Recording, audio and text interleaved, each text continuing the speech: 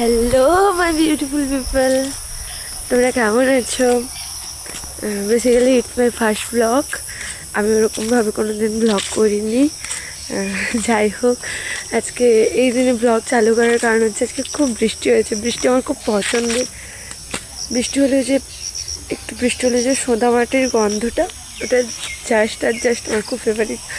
আশা করি এটা অনেকেরই ফেভারিট। তোমাদের মধ্যে নিশ্চয়ই কারোর না কারোর একটা পছন্দ বা ভালো লাগে এই গন্ধটা। আর বৃষ্টি হওয়ার পরে গাছগুলোর যে সবুজ রঙটা দেখা যাচ্ছে জাস্ট অসাধারণ। চারিদিকটা পুরো সবুজ সবুজ হয়ে আছে, দেখো আমার চারিদিকটা পুরো সবুজ সবুজ হয়ে আছে।